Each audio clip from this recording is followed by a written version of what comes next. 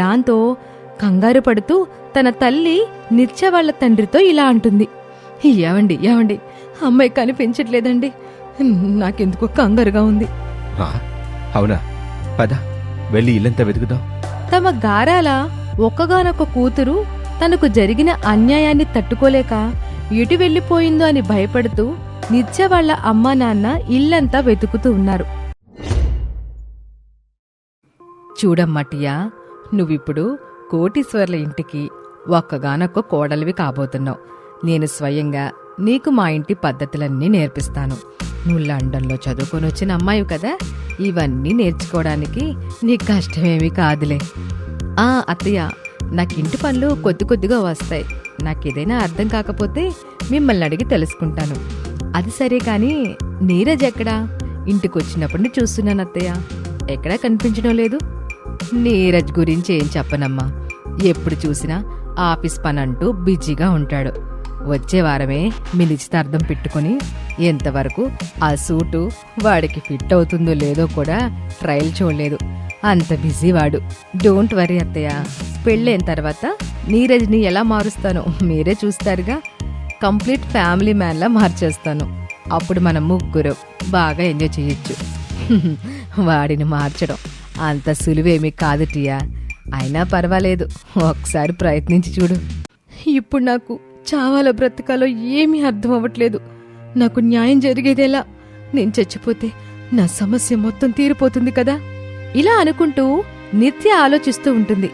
అప్పుడే వెనక నుండి, అమ్మా నిత్య, ఏం చేస్తున్నావమ్మా? నాన్న, కాస్త చల్లగాలి కోసమని పైకొచ్చాను. నిత్య, నువ్వు మాకొక్కగానొక్క కూతురువి. నీకేమైనా అయితే మేము తట్టుకోలేం. నువ్వు ఎలాంటి అఘాయిత్యానికి ఒడిగట్టనని నాకు మాటివ్వు తల్లి.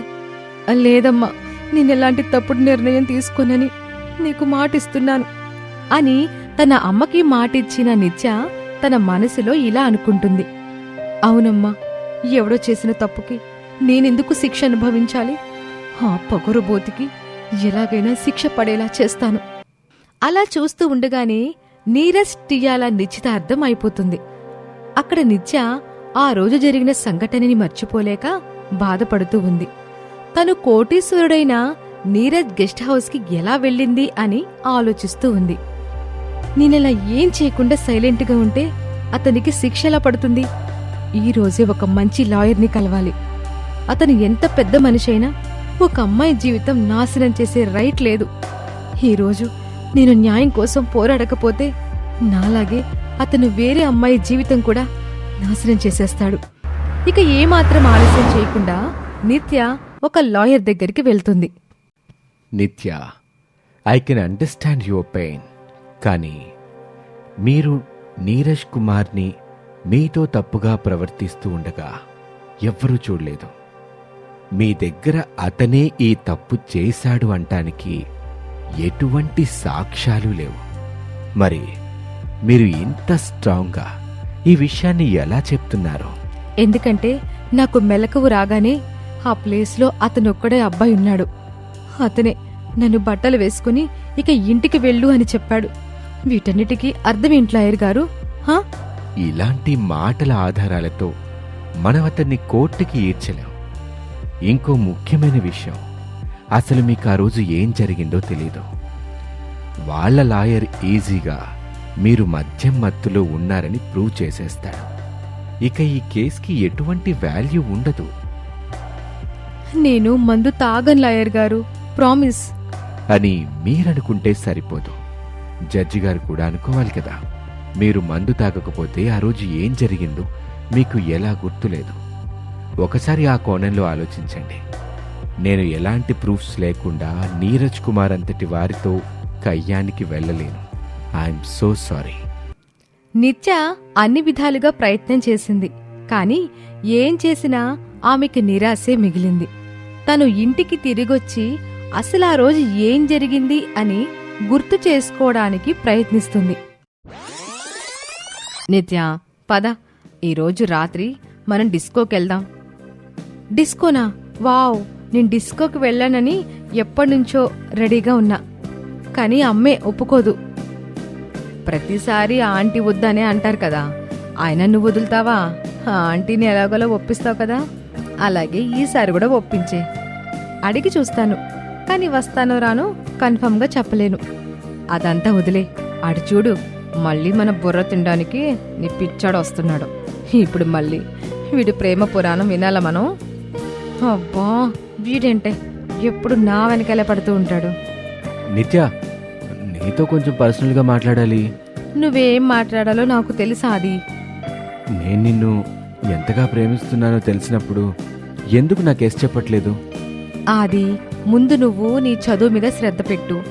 మంచి జాబ్ తెచ్చుకొని నీ కెరీర్ సెట్ చేసుకో, అప్పుడు చూద్దాం.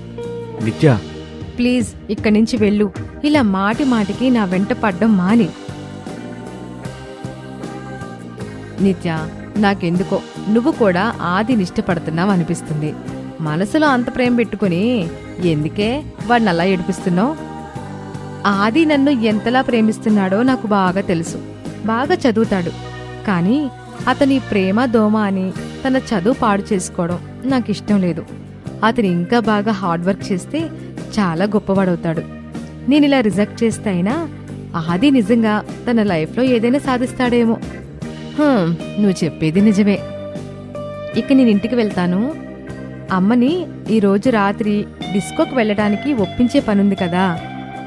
Okay bye. Okay bye, see you at disco.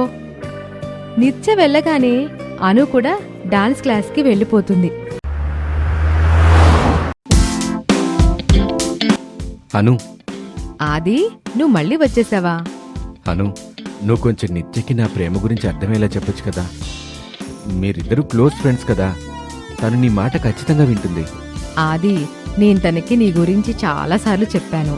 And she knows నువ్వు మంచి అబ్బాయివని.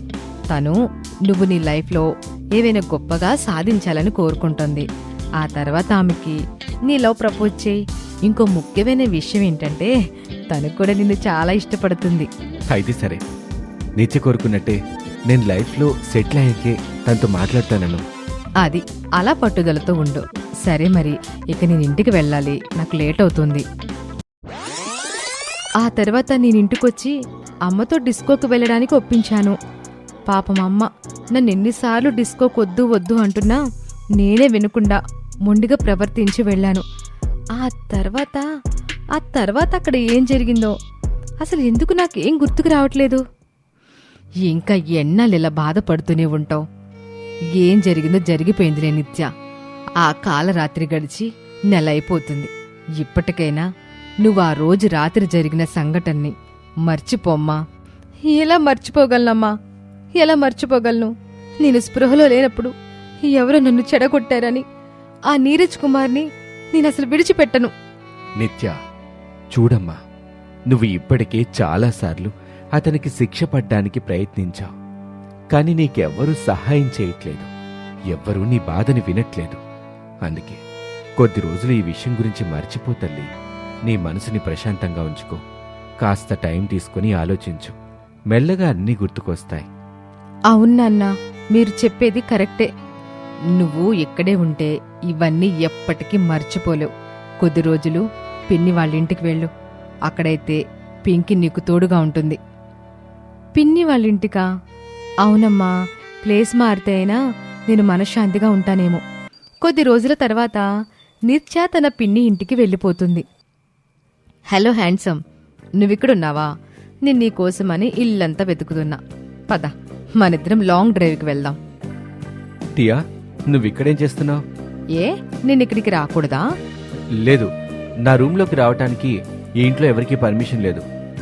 అందుకే నువ్వు కూడా రాకపోతే మంచిది. ఓ కమాన్ నీరజ్, మనిద్దరికి పెళ్ళవుతోంది. నీ గదిలోకి రాకూడదంటే అర్థం ఏంటి? మా అమ్మ మనిద్దరి పెళ్ళైన తర్వాత ఉండడానికి వేరే స్పెషల్ రూమ్ రెడీ చేస్తుంది. మనం అక్కడే ఉందాం. నువ్వు ఈ రూమ్లోకి వచ్చి నా పర్సనల్ స్పేస్లో ఇంటర్ఫియర్ అవ్వకపోతేనే మంచిది. టియాకి నీరజ్ ప్రవర్తన అస్సలు నచ్చలేదు. తను కోపంగా అక్కడి నుండి వెళ్ళిపోయింది.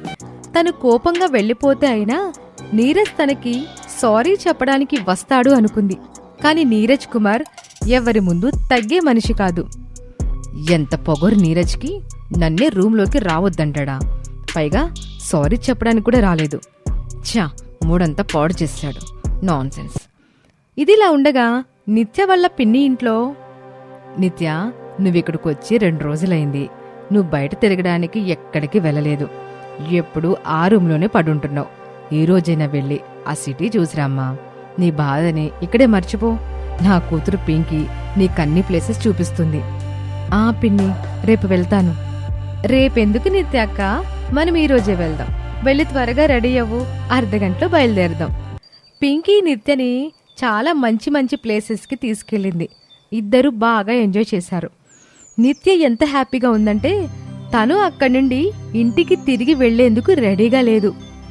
ఓ మై గాడ్ పింకీ, మీ ఊర్లో ఎంత మంచి మంచి ప్లేసెస్ ఉన్నాయి. నాకైతే ఇక్కడే సెటిల్ అవ్వాలనుంది. అప్పుడే ఏమైందక్క, రేపు ఇంకా మంచి ప్లేసెస్కి తీసుకెళ్తాను. ఇప్పుడు ఇంటికి వెళ్దాం పదా. క్లైమేట్ చేంజ్ అవుతుంది కదా, వాన వచ్చేలా ఉంది. నిత్య తిరిగి ఇంటికి రాగానే తనకి నీరసంగా అనిపించింది. అందరూ ప్లేస్ చేంజ్ అవడం వల్ల అలా అయి ఉంటుందిలే అనుకున్నారు. కానీ 3 రోజులు గడిచినా నిత్య ఆరోగ్యం బాగవ్వలేదు. ఇక చేసేదేమీ లేక నిత్యని తన పిన్ని డాక్టర్ దగ్గరికి తీసుకెళ్ళింది. నిత్య, నా అనుమానం నిజమే. You are pregnant. వాట్? నేను ప్రెగ్నెంటా? తర్వాత ఏం జరగబోతుందో తెలుసుకోవడానికి మా నెక్స్ట్ ఎపిసోడ్ చూడడం మర్చిపోకండి. మీరింకా మా ఛానల్ని సబ్స్క్రైబ్ చేసుకోకపోతే వెంటనే సబ్స్క్రైబ్ చేసుకుని బెల్ ఐకాన్ని నొక్కండి. అరరే, ఎక్కడికి వెళ్ళిపోతున్నారు? లైక్, షేర్, కామెంట్ చేయడం మర్చిపోకండి. నెక్స్ట్ ఎపిసోడ్తో త్వరలో మళ్ళీ కలుద్దాం. నమస్తే.